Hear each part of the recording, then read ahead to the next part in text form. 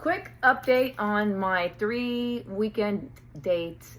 Saturday morning, I had brunch with Clay, who drove from Oklahoma City. That was really good. We spent about 2 hours together. The chemistry was intense. Okay, then I had dinner with Craig at 7:30 in Temple. And guess what? He shared with me. He's still married. Yeah, how it came about was that he was supposed to go to Poland on a mission trip, and he was asked to drop out of the trip or prove to the church that he was divorced. And so we talked in length, probably 2 hours about it. I wasn't mad. I wasn't upset. I mean, that was our second date. So he said, yeah, he said it was never official. We haven't lived together in 6 years. So I said, well, did you think it was just going to, do itself? Did you think the divorce would sign itself? Whatever. I mean, I had a good meal Saturday. It was good. Drove home to my little house with my dogs. I had a great evening.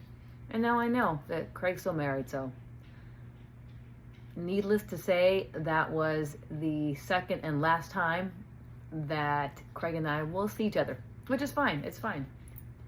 Chemistry, I would say from a scale of 1 to 10, maybe a 2, maybe a 2. Clay, definitely an 8. So that was good. Sunday, I met Dean. He drove from College Station, which is about 184 miles. We had lunch at 1:30, first meeting. And let me tell you folks, I'm not going to lie to you, within the first 5 minutes, within the first minute, I knew that it was not going to work out.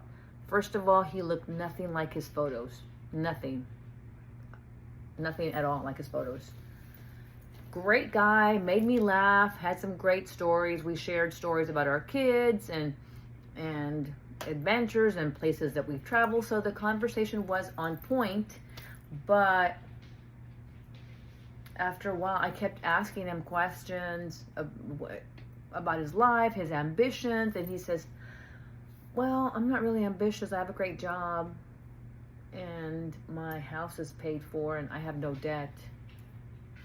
And I said, you're so young still. You're 60 years old. What do you want to do? He says, I'll probably retire in 2 years and, I don't know, what did he say? Go fishing or just sit and watch TV?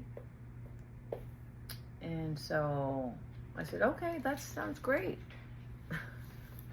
And then we were each of us was sort of doing this bit. Just sort of, we were eating, taking a couple of bites, and we were both like looking around. And I think Dean asked me about 5 questions, which is okay. What I've learned is that people love talking about themselves. So on my end, I said, hey, Dean, this is our first meeting. Tell me a little bit about yourself, more than what I already know, what we've communicated via text these last couple of weeks. And he basically repeated everything that I knew about him. His great job, where he lived. He has 1 kid. He works from home. He's been working from home since COVID, so 5 years. And other than that, we're sort of doing this. Okay, I'm sure we were both wondering, oh my gosh, when will this end? Actually, I'm lying. He said, oh, I'd really like to see you again, when he walked me to my car. And I said, well, the distance is there. I'm not sure. And he hugged me so tightly. This is where I felt really awful. He hugged me so tightly, probably about a minute and a half. I thought, oh, my gosh, this is not going to work out. And I don't know. I didn't feel awkward when he hugged me, but I knew, driving away in my car, that I would never see him again. And he probably felt the same way. Later that evening, he said, well, I made it home. And that's it. That was the end of the conversation. That was the end of our text, the last text. So, all in all, this is what I've been analyzing and what my mother brought to my attention. She says, she's the person with whom I share all these adventures and the truth, the full 100% truth of these dates, of what I like, what I don't like, what happened, where things went south, on and on and on. And she says, what do you want? Tell me, what is it that you want? Because you've had several hundred dates and you're finding one little thing. It could be a smidgen. It could be a tiny, tiny distraction. Not flaw, because I am so flawed and no one's perfect. I'm not looking for a perfect man, just like there is not a perfect woman. And she says, okay, well, tell me. If you're not looking for a perfect man, what are you looking for? By what you've shared with me, you've had lots of opportunities, haven't you? And I said, yes. And she said, you've had men fall in love with you and say, live with me, come and live with me, sell your house, and I'll take care of you. Yeah, they have. She says, I don't understand then. What is it? What is the missing piece of the puzzle? And what I said to her is, there's got to be chemistry. Chemistry, you guys. There's got to be chemistry, as in, when I mean chemistry, I'm talking about when you meet someone, you have your first date, and you shake hands. Hello, I'm Leticia. Nice to meet you. And that moment that your hands touch, you know, oh my gosh, I want a second date. That's chemistry. During the meal, during the walk, during coffee, you just want to keep talking, and each of you is talking, and you're excited, and you feel your heart race, and in your stomach you have butterflies, and that connection, that immediate connection, that's what I want. First thing, connection. I want to feel chemistry. I want to feel excited about sitting across from this person, not just eating guacamole and talking about bullshit. That's the first thing. I said, Mom, I want connection. I want chemistry. She says, okay. Is that it? No. I'd like to find a man that's a team player. And what I mean by that is, if he's got goals and dreams to accomplish, that he allow me to help him, because I want my life partner, I want my future husband to succeed. I want to see him succeed. I will be the driving force. I will be supportive. I will tell him he's doing a great job. I'm here for you. I've got your back, and on and on and on. I will rub his shoulders. I will hold his hand. I would rub his feet. I would cook the best meals that I can possibly prepare daily, and vice versa. Not with the meals, but when I find a life partner and a husband, I want him to say, sweetheart, you can do anything. I've got your back. I know you can do it. When it gets hard, I'm going to push you. When you don't want to work on your business, I'm going to push you. When you're tired, I'm going to push you. When you have doubts, I'll be there to support you, and I'm going to push you. I want you to succeed. I want to see you happy and accomplishing your goals. That's what I want. I want somebody who wants to be a team player, who wants to be supportive, who wants to know that when we become one unit, together we can accomplish so many things. Of course, we'll each have our separate goals, we'll have our separate jobs, but together as a unit, I want to feel that he supports me, and I want him to know that I'm on his team, that no one else is more important, that I've got his back, that I will be here for him every day when he comes home. That's what I want. That's 2. Team player, life partner, support. Number 3, I want someone who enjoys having a conversation. I want someone who, after we've had a long day at work, we're tired, and I can't wait to see him. I can't wait to share everything about my day.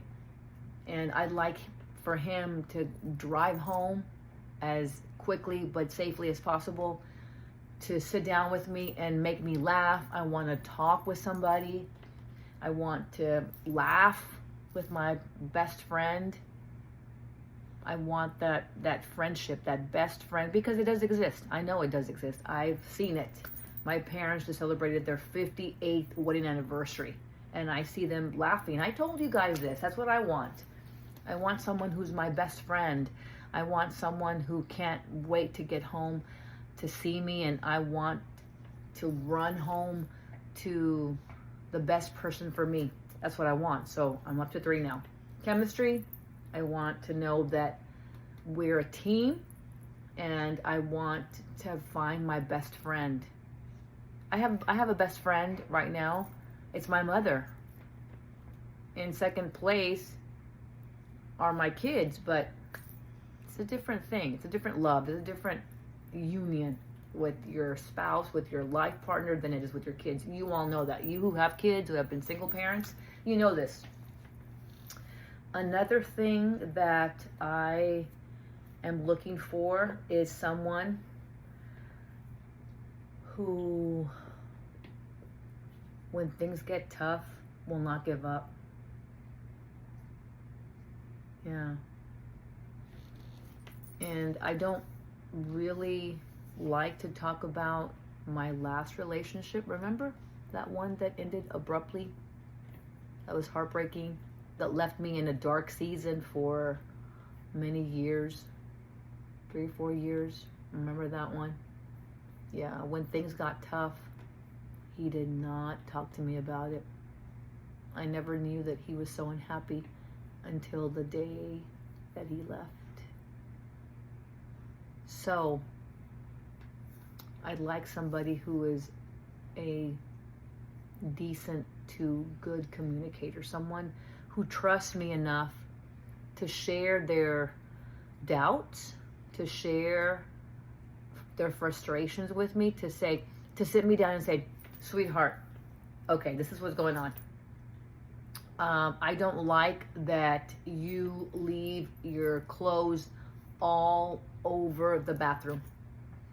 And that annoys me. You know I'm a clean freak. Let's try to work on how you can keep the bathroom organized. Or if I say, sweetheart, could you help me wash dishes at least on Saturday when I have to spend time with my mom? Just that give and take. I don't want someone to run at the first sign of trouble, or to keep everything inside and never tell me, and then one day I come home and all I see is an empty house. I don't want that. I never want to feel that way again. And you know what? Driving from Temple after learning of that Craig is still married, one thing that I thought about was, I'm probably so scared of being hurt again. There's a part of me that, although I'm searching for a life partner and I do want to be married again, that I hope that God brings me the perfect man for me. Not perfect, but the perfect guy for me. But a part of me is so afraid. Well, actually, guys, sharing that with you, it makes perfect sense. I'm terrified of falling in love, head over heels in love, giving a person my heart, my entire heart, my love, everything about me, 100%. I'm terrified to share myself, my heart, my love with someone and have them walk out on me. Have them walk out. That's trauma. I would say that's trauma. Something not close to PTSD, although PTSD can be caused by something like that. I mean, you have a partner one day and the next day they're walking out and you're sitting on your sofa. This is what happened to me. That Saturday morning that he left, I literally was on the sofa sitting and he was walking back and forth probably 15 times, stomping, just grabbing his clothes and from the closet, and it was not good. And me, I was in literal shock. I didn't even know what to say. I didn't know what to say. I was frozen with my heart in a million pieces. And when he left at the end of that evening, when he finished packing his trailer and everything, I'm pretty sure that I cried for at least 2 days. I'm pretty sure that I cried. Yeah. Luckily, my son was not home. But I remember sitting in my house in shock, in complete shock, just crying and crying and crying. I didn't answer the phone. I worried my parents, who live only 6 blocks away from me. So it is very unusual that I don't call them or that I don't stop by. It was a Saturday, and usually I stop by for dinner or a snack or whatever, just to say hello and spend some time with them. Well, I didn't. I remember my father came over, and I remember that because I was asleep late and the doorbell, he was ringing, and that startled me. And I went to the door. I said, "Who is it?" He says, "It's me. Your mom has been calling you. Are you okay?" I said, "Dad, I'll call mom later." But I remember how awful it felt. It's not the worst feeling, but it's very painful.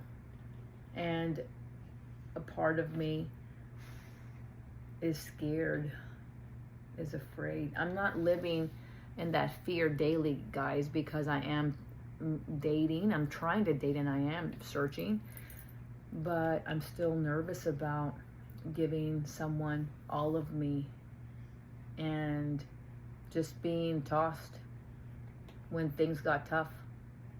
I still don't know what happened because he never sat down with me and said, "Okay, this is what happened, and this started, and it just grew and grew and grew. It festered." He never told me.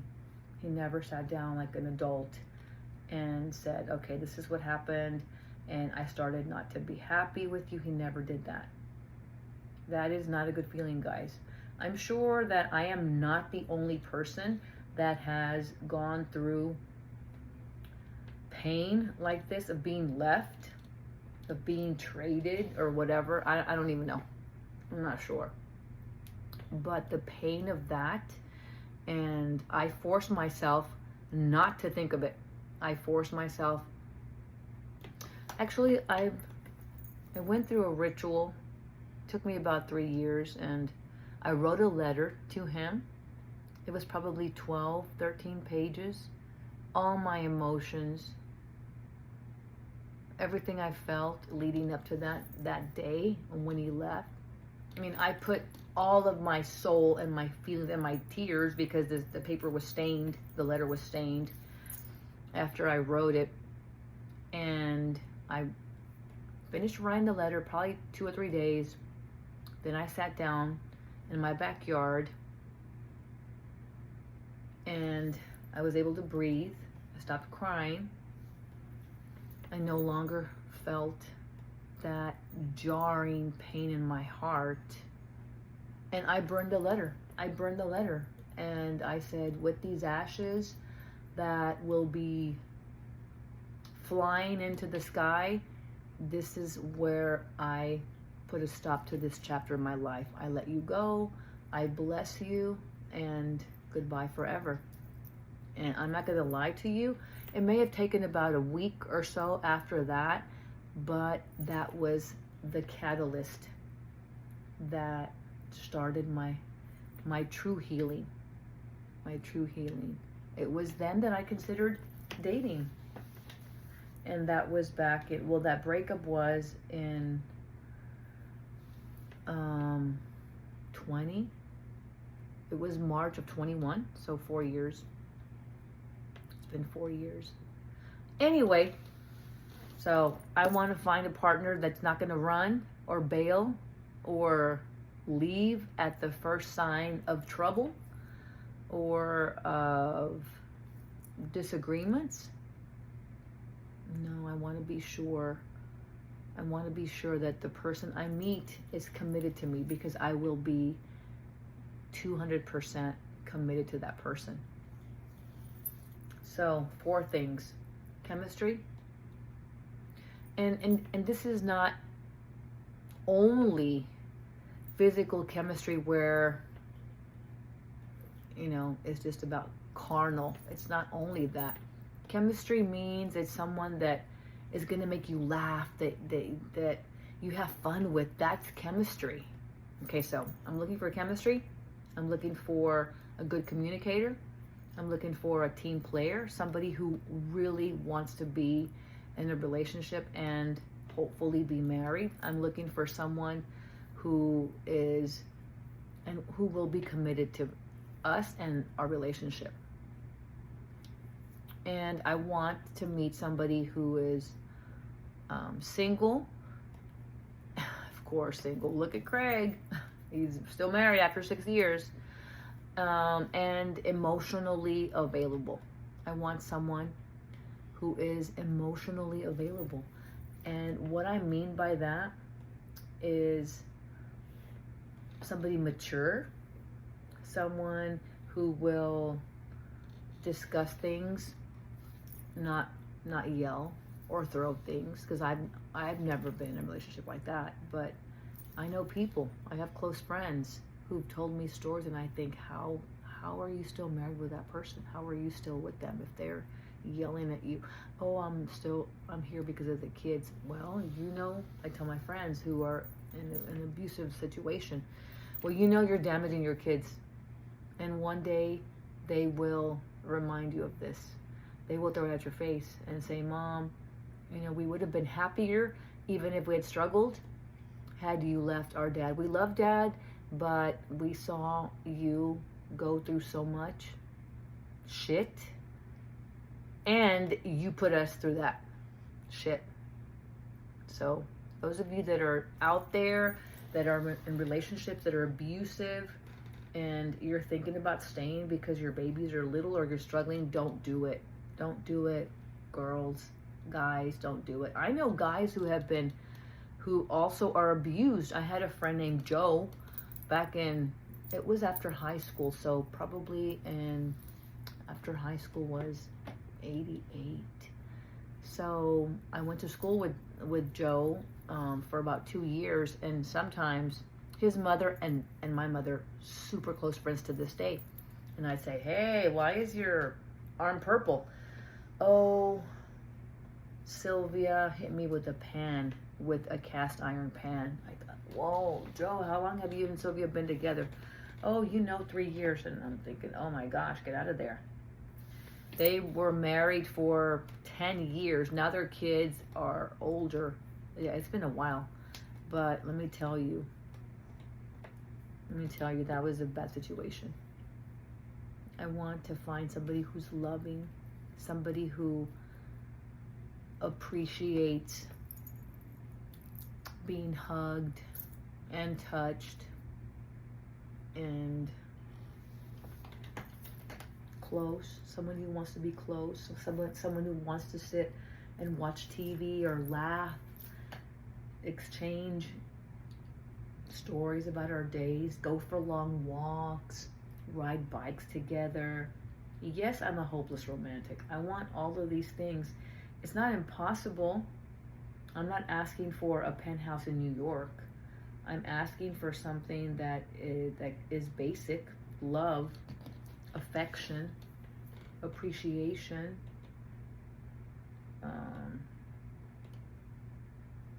Yeah, that's what I'm looking for. I know if I'm patient, I will find him and he will find me. I keep saying that to myself, and I visualize the encounter because I know it will happen. But I also know a good friend of mine named Amanda. She's happily married. And she says, you know, you have to kiss a lot of frogs before you find your prince. Well, I'll tell you guys what, I'm not the type of gal who kisses on the first date. So I'm not sure when I'm going to kiss a frog. But some of the dates I've had have been comical. Is that a good word to use? Anyway, that was my weekend. The best part of it was helping my son to move in back to school for his 4th year. He's studying physics, guys. He's a smart one. That was the best part of my weekend. Say yes to the dates. Say yes to the dates. You never know. You could find a prince in that frog that you're sitting across from. These 3 dates, no go for me. It's fine. It's okay. It's okay. I had some laughs. Had a good meal. 3 good meals. What are you guys thinking? I don't have a checklist. I stopped focusing on a checklist. What I shared with you is just, it's not difficult. It's not the hardest thing. Finding a mate should not be so difficult. I haven't given up and I will not give up. Share your thoughts with me.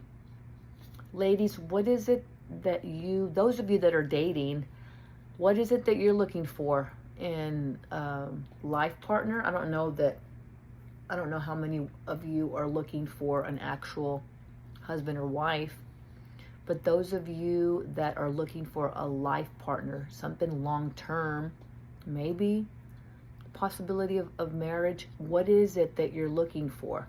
Because I'm sure a lot of you, if not all of you, have had some dates. You've met people, whether at work, whether in clubs, whether at the parks, at the store, something, and you've had a date. What is it that you would like to find in your partner? Share with me. I'd love to hear from you guys. You can write to my email if you'd rather. Send a private message. My email is verquepasaenlife@gmail.com. I'd love to hear from you, your comments, your thoughts, your opinions, your feedback. Let me know what you think. Let me know what you're doing. And again, I will say yes to the dates. You just never know. Say yes to the dates. And I will continue to say yes to the dates. I love you all. Thank you to my followers. I appreciate you. Like my channel, you know that makes me feel great and confident and motivated. If you haven't already, share my videos with your friends. There might be another 56-year-old lady who's going through the same thing. I'm sure there's more than just a few of us out there. Good, hardworking, devoted mothers. I know you're out there. Share. You guys that are my subscribers, I would appreciate if you shared my videos with your friends. Other single ladies or guys, the advice I give could go to either gender. So I appreciate you guys. Have a wonderful Wednesday midweek. I love you. Sending love and hearts. y a ver que pasa. Until next time, I'm Leticia, your host. Bye, guys. Okay, it's not gonna work.